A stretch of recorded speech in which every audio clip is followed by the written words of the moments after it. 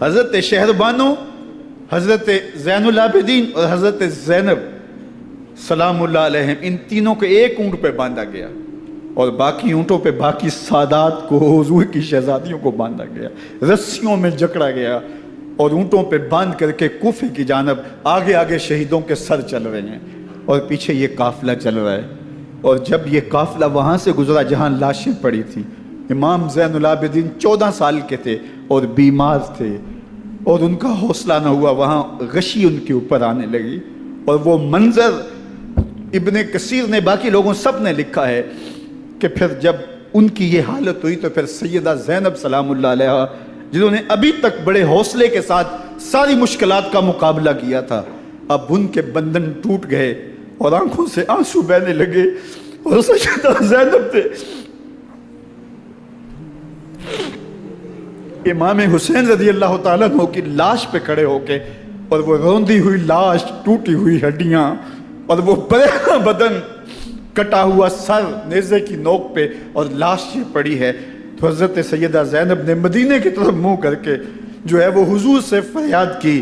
یا محمد آہو، یا محمد آہو، ھذا حسین بالآراء مزمل بالدماء، یا محمد آہو بناتوں کا سبایا، یا رسول اللہ، اے پیارے آقا، یا جد آہو، اے ہمارے نانا محترم، یہ دیکھیے آپ کا حسین پڑا ہوا ہے،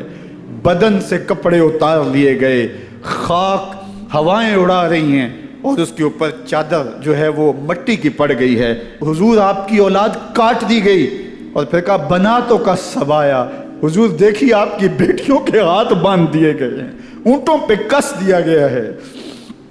سر شہیدہ آگے آگے چل رہے ہیں اور حضرت سیدنا امام حسین کا آگے آگے سر ہے۔ راستے کے اندر ایک جگہ آئی، رات گزری اور ان کو اتارا گیا، رات کا موقع تھا، ایک خاتون آئی اور اس نے کوئی کھانا پیش کیا ان کو اور کہا کہ میں کسی زمانے میں حضرت سیدہ فاطمہ الزہرا کی نوکری کیا کرتی تھی، ان کی لونڈی تھی، ان کی کنیز تھی، اور آج مجھے پتہ چلا کہ آپ لوگ گزر رہے ہیں، تو میں نے کہا کہ میں اپنی مخدومہ کے خاندان کی خدمت کروں، اور پھر اس نے کہا کہ اس وقت سیدہ کی گود میں ایک 6-7 ماہ کی بچی تھی جس کو زینب کہا کرتے تھے، تو سیدہ زینب نے کہا کہ اماں اگر پہچانتی ہو تو وہ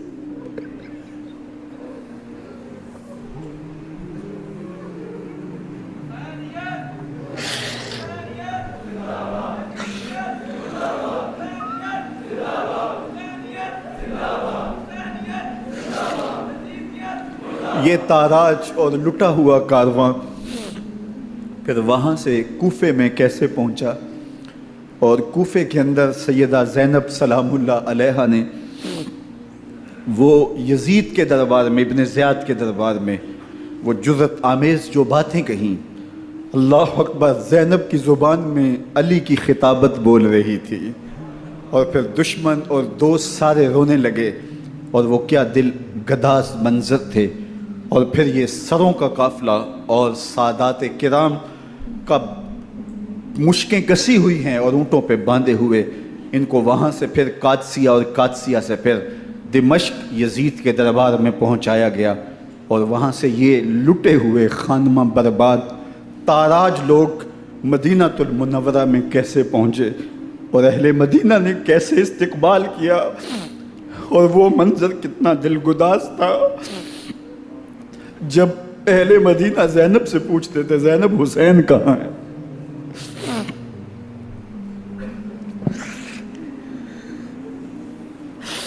بے مروت بے وفا تیرا بھی کیا افسانہ ہے، جس نے اپنی ہی شمع کو گل کیا تو وہ پروانہ ہے، اپنے پیغمبر کے شہزادوں کو اور اپنے پیغمبر کی شہزادیوں کو جو دکھ اس امت نے دیے، یہ کائنات کی ایک انوکھی داستان ہے۔ اللہ ہمیں اسوہ شبیری پہ عمل کی توفیق عطا کرے اور ان کے نقوش پاک کی برکتیں دے، اہل بیت کی محبت ہماری روحوں میں جذب کر دے، اور جس عظیمت کے ساتھ، جس حوصلے کے ساتھ انہوں نے دکھوں کو جھیلا، جو دہکتی آگ کے شعلوں پہ سویا وہ حسین، جو جواں بیٹے کی میت پر نہ رویا وہ حسین، جس نے سب کچھ کھو کے کچھ نہ کھویا وہ حسین، مرتبہ اسلام کا جس نے دوبالا کر دیا، خون نے جس کے دو عالم میں اجالا کر دیا، جو کہ سوزے غم کو سانچے میں خوشی کے ڈھال کے مسکرایا موت کی آنکھوں میں آنکھیں ڈال کے۔ اے حسین ابن علی تم پر سلام، نازش آل نبی تم پر سلام۔ ذرا میرے ساتھ یہ پڑھ لیجئے، اے حسین ابن علی تم پر سلام، نازش آل نبی تم پر سلام، تم پہ لاکھوں رحمتیں لاکھوں سلام، اے شہیدان محبت کے امام، لالا گوں لالا بدن لالا کفن، اے چمن اندر چمن، زندگی ہی زندگی تیری حیات، اے حیات اندر حیات، افتخار ملت بیضا ہے تو، رب کعبہ کی قسم یکتا ہے تو، فخر کا دل میں دریچہ باز کرنا چاہیے، جن کا تو آقا ہے ان کو ناز کرنا چاہیے۔ وآخر دعوانا ان الحمدللہ رب